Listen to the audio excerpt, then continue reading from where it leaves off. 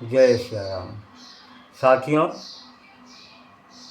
जिस समय भगवान रामचंद्र जी लक्ष्मण और गुरु के समेत जनक जी के धनुष यज्ञ में शामिल हुए थे, उस समय की कथा हम आपके समक्ष वर्णन करने की कोशिश कर रहे हैं और हम आपसे ये प्रार्थना करते हैं कि कभी भी प्रभु की चर्चा जो है वो सुर लय ताल इत्यादि पे न जाकर के सिर्फ भाव पे ध्यान दीजिए।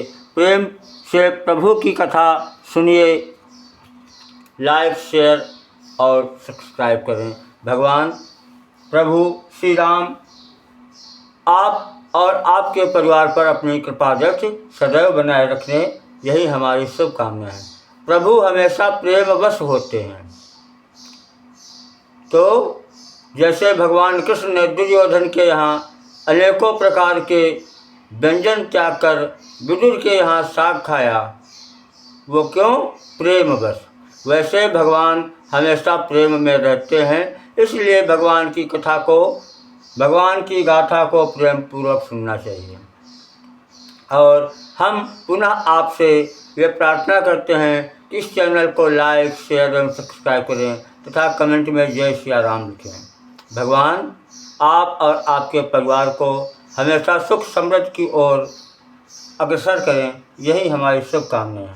तो शुरू करते हैं श्री रामचरितमानस से कि राजत राज समाज महु कौशल राज किशोर सुंदर श्यामल गौरतन विश्व विभूषण चोर विश्व विलोचन चोर। सुंदर सांवले और गोरे शरीर वाले तथा विश्व भर के नेत्रों को चुराने वाले कौशलाधीश के कुमार राजसभा में इस प्रकार सुशोभित हो रहे हैं कि सहज मनोहर मूरति दो कोटि काम उपमा लघु सोवो। राम सिया राम जय जय राम। राम सिया राम जय जय राम। सरल चंद निंदक मुख नीचे नीरज नयन भावती जी के। दोनों मूर्तियां स्वभाव से ही बिना किसी बनाव श्रृंगार के मन को हरने वाली हैं। करोड़ों कामदेवों की उपमा भी उनके लिए तुच्छ है। उनके सुंदर मुख सरल पूर्णिमा के चंद्रमा की भी निंदा करने वाले, यानी उसे नीचा दिखाने वाले हैं। और कमल के समान नेत्र मन को बहुत ही भाते हैं। चितवनी चारु मार मनोहरनी भावती हृदय जाति नहीं बरनी। कल कपोल सुति कुंडल लोला चिबुक अधर सुंदर मृदु बोला। सुंदर चितवन सारे संसार के मन को हरने वाले कामदेव के भी मन को हरने वाली है। वह हृदय को बहुत ही प्यारी लगती है, पर उसका वर्णन नहीं किया जा सकता। सुंदर गाल हैं, कानों में चंचल झूमते हुए कुंडल हैं, थोड़ी और अधर ओंठ सुंदर हैं, कोमल बाणी है। कुमुद बंधु कर निंदक हासा भ्रकुटी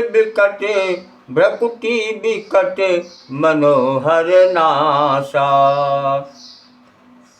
भाल विशाल तिलक जल काही कच बिलो की अति अवलिल जाही।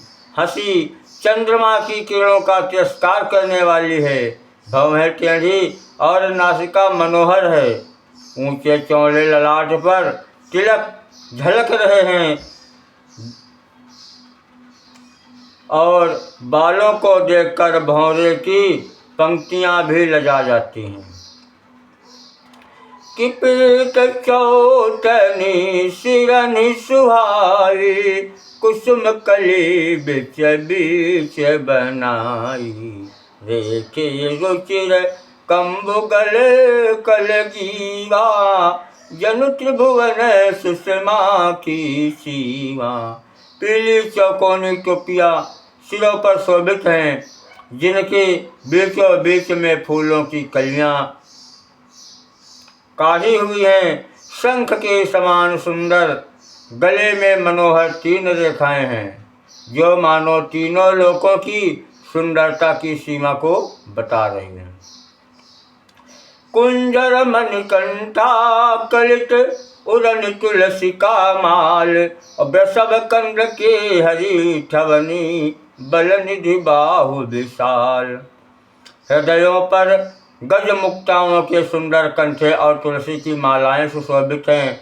उनके कंधे बैलों के कंधे की तरह ऊंचे तथा पुष्ट हैं। ऐर खड़े होने की शान सिंह की सी है और भुजाएं विशाल एवं बल की भंडार हैं। तो कटि तूनीर पीठ पट बांधे, कर सर धनुष बाम बर कांधे, पीत यज्ञ उपवीत सुहाए, नकसिक मंजु महाछवि छाए। कमर में तरकस और पीताम्बर बंधे हैं, दाहिने हाथों में बाण और बाएं सुंदर कंधों पर धनुष तथा पीले यज्ञोपवीत सुशोभित हैं। नख से लेकर शिखा तक सब अंग सुंदर हैं, उन पर महान शोभा छाई हुई है। देख लोग सब भये सुखारे, एकटक लोचन चलत न तारे, हर से जनक देखि दो भाई, मुनि पद कमल गहे तब जाई। उन्हें देखकर सब लोग सुखी हुए, नेत्र एकटक निमेष शून्य है और तारे यानी पुतलियाँ भी नहीं चलते। जनक जी दोनों भाइयों को देखकर हर्षित हुए। तब उन्होंने जाकर मुनि के चरण कमल पकड़ लिए। करि बिनती निज कथा सुनाई, रंग अवन सब मुनि देखाई, जहाँ तहाँ जाहि कुमर बर दोऊ, जहाँ जहाँ जाहि कुमर बर दोऊ, तहाँ तहाँ चकित चितव सब को। उन्हें देखकर सब लोग सुखी हुए। फिर विनती करके अपनी कथा सुनाई और मुनि को सारी रंगभूमि यज्ञशाला दिखलाई।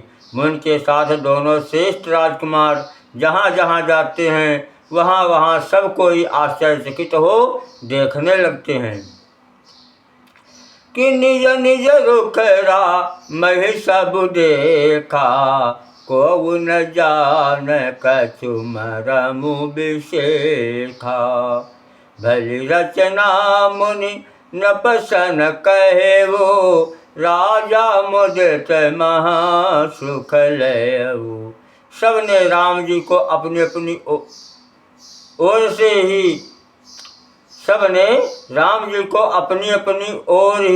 मुँह किए हुए देखा, पर इसका कुछ भी विशेष रहस्य कोई नहीं जान सका।